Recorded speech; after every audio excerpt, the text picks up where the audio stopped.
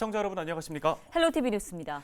자, 오늘 아침 기온이 영하권으로 뚝 떨어졌습니다. 겨울에 문턱에 들어섰다는 걸 오늘 느낄 수 있었죠? 네, 출근길에 좀 고민되더라고요. 네. 패딩 입을까 코트 입을까 이런 생각을 하는 거 보니까 진짜 겨울이 온 것 같아요. 네, 특히 중부지방 같은 경우에는 아침 최저 기온이 영하를 기록했고요. 네. 남부지방도 아침 기온이 한 자릿수를 기록했는데요.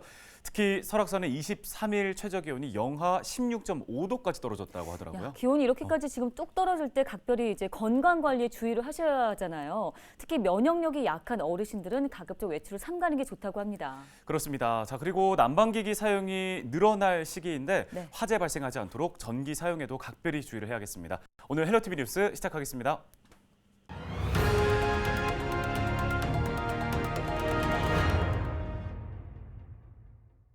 첫 소식입니다. 평화관광은 민선 7기 김포시가 미래의 먹거리로 삼은 사업입니다. 평화가 밥이라는 신조는 임기 초부터 지금까지 바뀌지 않았는데요. 목표에는 얼마나 가까워졌을까요? 네, 우리 지역 공약을 점검해보는 시간. 오늘은 김포시의 평화관광 사업을 들여다보겠습니다. 이세진 기자입니다.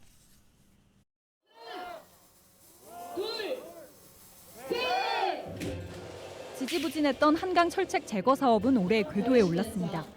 철거 구간은 한강과 염화강 구간 15.3km. 이중 철책 모두가 사라지는 구간은 일부에 불과하지만 의미는 있습니다. 철책이 사라진 군 순찰로가 산책로나 자전거 도로로 바뀝니다. 서울의 여의도 공원 같이 모두가 즐길 수 있는 공간이 됐으면 좋겠다고 생각합니다. 8년간 대법원에 계류돼 있던 철책 관련 소송도 김포시 승소로 끝났습니다. 이번 사업에서 빠진 나머지 구간도 국방부 협의를 거쳐 철거될 수 있다는 이야기입니다. 다만 한강 둔치를 활용하는 계획은 이번 임기에서는 실현 가능성이 낮습니다. 규제나 안전 측면에서 해결해야 할 숙제가 적지 않기 때문입니다. 당장 안쪽 철책 먼저 제거해야 합니다. 둔치 공간을 만들어야 된다고 생각을 하고 있습니다. 그러기 위해서는 갈 길이 아직 멀어요. 이 한강변의 철책은 이중 철책으로 되어 있는데 현재 지금 도로변에 있는 철책은 철거가 시작이 된 거고요. 애기봉 평화생태공원도 올해 문을 열었습니다. 9월 임시 개관 이후 2달여 만에 10,000명이 넘는 관람객이 애기봉을 찾았습니다. 일부 편의시설은 아직 조성 중이지만 내년 6월이면 모든 공사도 끝납니다. 하지만 애기봉을 중심으로 북부권에 계획한 평화관광벨트를 완성하려면 가야 할 길이 멉니다. 해강안 일주도로인 평화로 건설부터 한참 속도를 내야 합니다. 평화로를 제일 빠른 시기에 어떤 4단계까지 완료하고요. 그다음에 추가로 어떤 대곳에 월꽃, 그러니까 화성과 월꽃과 대꽃이 있는 어떤 평화로를 확대가 더 필요로 하고요. 단순 배후단지가 아닌 그곳에 어떤 평화와 어떤 통일의 어떤 문화가 존재하는 그런 시설이 좀 저는 같이 접목이 돼야 된다고 생각합니다. 수차례 시범 항행 끝에도 닫혀있는 한강하고 물길은 여전한 난제. 쉽게 풀리지 않는 남북 정세는 안보 자원을 관광 자원으로 활용하겠다는 김포시 보관에는 걸림돌입니다. 헬로티비 뉴스 이세진입니다. 네, 평화가 밥이라는 김포시의 신조가 참 마음에 와닿는데요. 접경 지역인 김포의 남북 평화는 말 그대로 소망이자 또 기회가 될 수 있겠죠? 네, 그렇습니다. 특히 한강하고는 정전협정 당시 민간 선박의 항행이 가능하도록 정한 중립수역이잖아요. 아무쪼록 하루빨리 이 긴장을 걷어내고 한강하구를 통해 남과 북을 오가는 그날이 오기를 희망하겠습니다. 네, 다음 소식은 코로나19 관련 소식입니다. 코로나19 확진자가 늘어나면서 중환자 병상의 가동률도 높아지고 있는데요. 22일 18시 기준 인천시 중환자 병상 가동률은 84.8%, 준중환자 병상 가동률은 100%로 나타났습니다. 사망 사례도 발생했습니다. 병원에서 치료를 받던 확진자 1명이 지난 22일 사망하면서 인천의 코로나19 관련 누적 사망자는 131명으로 늘었습니다. 23일 0시 기준 인천시의 코로나19 신규 확진자는 부평구 35명, 계양구 13명 등 모두 131명입니다. 경기도에서는 부천 41명, 김포 37명 등 773명이 신규 확진 판정을 받았습니다. 23일 10시 기준 경기도의 중환자 병상 가동률은 81.9%로 사용 가능한 병상은 49개가 남았습니다. 23일 오후 부천 아트벙커에서 부천 디아스포라 문학상의 첫 시상식이 열렸습니다.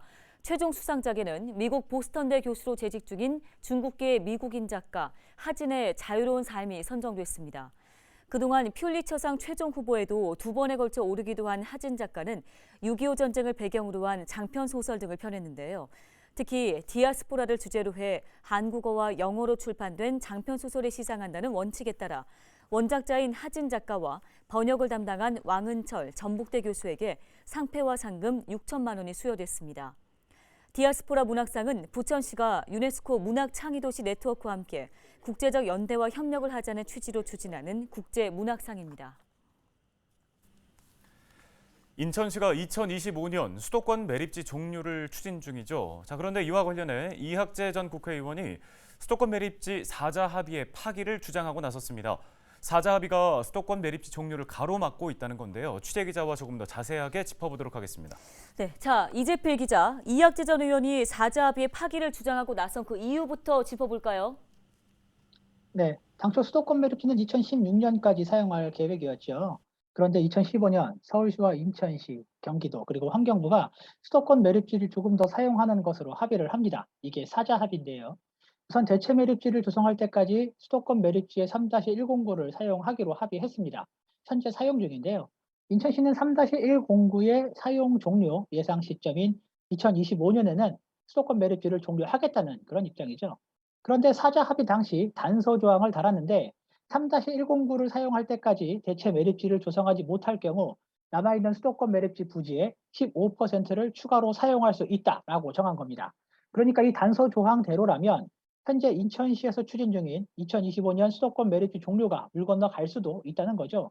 이에 이학재 전 국회의원은 서울시와 경기도가 대체 매립지 조성에 적극적이지 않은 이유는 이런 독소 조항 때문이다.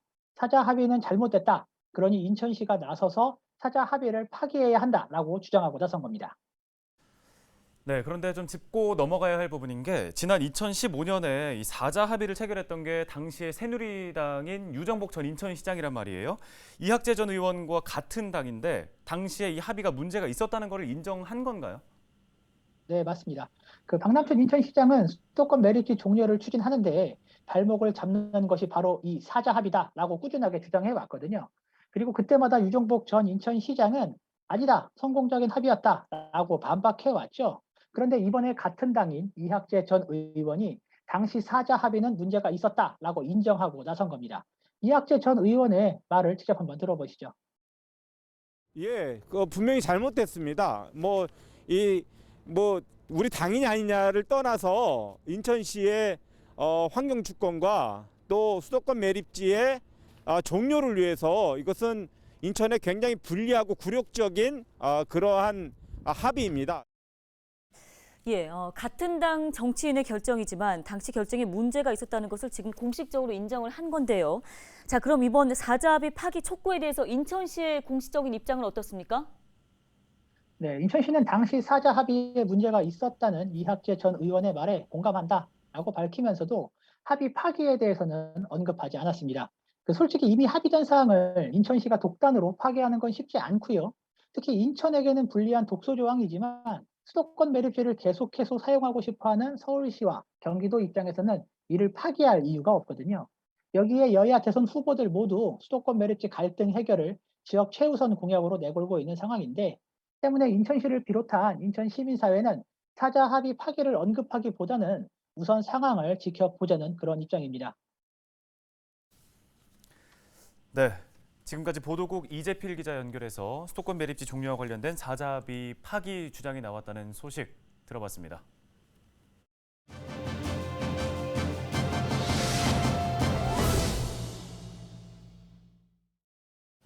인천 지역 환경단체가 인천시의 탄소 중립 금고 지정 조례를 반쪽짜리라고 평가하며 개선을 요구했습니다. 네, 이렇게 주장하는 이유와 생각하는 개선책은 무엇인지 들어보겠습니다. 이완기 인천 환경운동 연합 기후에너지 국장을 전화 연결합니다. 자, 먼저 인천시의 탄소 중립 금고 지정 조례를 반쪽짜리라고 평가를 하셨습니다. 그 이유가 무엇인가요? 예, 먼저 배경을 말씀드리겠습니다. 작년에 한 50여 개 단체가 모인 기후위기 비상행동에서 탈석탄 금고를 선언해야 된다라고 요구를 했었고, 인천시가 작년 12월에 8개 자치구와 함께 탈석탄 금고를 선언을 했습니다. 그리고 올 8월 달에 이제 조례 개정안을 입법 예고했는데요. 그 개정안을 보면 금융기관별 탈석탄 선언 여부 및 이행 실적의 일점, 그리고 신재생에너지 발전에 투자한 실적 1점에서 2점을 부여했습니다. 이 입법 예고안에 대해서 저희가 이제 토론회하고 의견서 제출, 그리고 기자회견 등을 하면서 수정안을 제시를 했는데요. 저희가 제시한 수정안은 탈석탄 금고로는 부족하다. 왜냐하면 이미 모든 기관이 탈석탄 선언을 했기 때문에 지금은 탈석탄 금고가 이제 유효하지 않고 탄소 중립으로 가야 된다 그러면서 저희가 제시한 게 이제 배점을 지금 2점을 줬는데 3점으로 높이고, 그리고 탄소 중립 선언, 탄소 중립 이행 계획 수립 여부, 그리고 기존 석탄 발전소 투자 계획 및 이행 실적, 기후 금융 국제 이니셔티브 참여 이행 실적, 그리고 금고 심의위원회 구성할 때 ESG 전문가 2명 이상을 임명해야 된다라고 제안을 했습니다. 최종적으로 이제 시의회에 이제 조례가 수정안으로 통과됐는데, 그 수정된 조례안에서는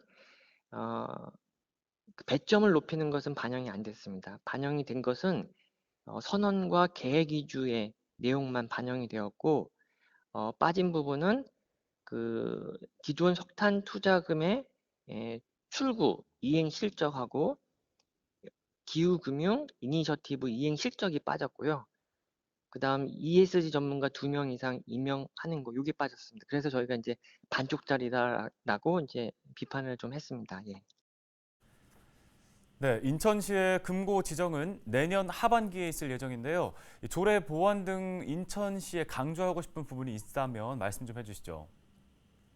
예. 작년이었습니다. 작년에 이제 충남에서 탈석탄 컨퍼런스에서 65개 지자체가 참여를 했었습니다.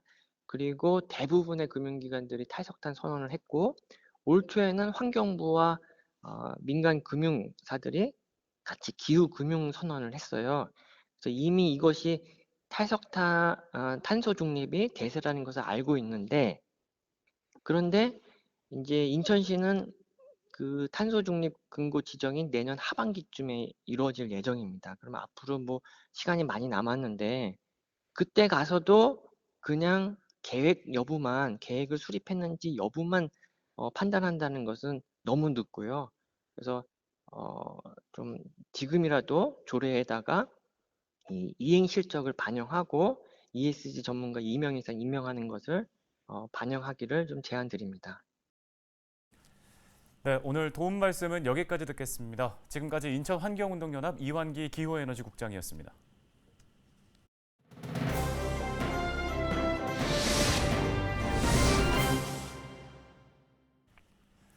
자, 이어서 키워드로 살펴보는 우리 지역 주요 뉴스. 먼저 첫 번째 키워드 살펴보겠습니다. 새 철도망입니다. 제4차 국가철도망 계획을 포함한 지역 내 새 철도망 추진 상황을 부천시가 최근 발표했다는 소식인데요. 자, 고양에서 부천까지 18.3km 구간을 잇는 이른바 대곡 소사 노선의 일부인 소사 원종 구간이 다음 달 시범 운영을 거쳐서 내년 3월에 우선 부분 개통됩니다. 또 사업비 2조 2천억 원이 투입되는 대장 홍대선은 민자 적격성 심사와 실시 설계 등이 마무리되는 대로 오는 2024년에 착공에 들어갈 전망인데요. 이와 함께 수도권 광역급행철도는 GTX-B와 GTX-D 노선 모두 부천시를 지나게 되고, 현재 예비 타당성 조사가 진행 중인 제2경인선과 옥길 지역이 포함되는 신구로선도 모두 4차 국가철도망 구축 계획에 따라서 추진될 예정입니다.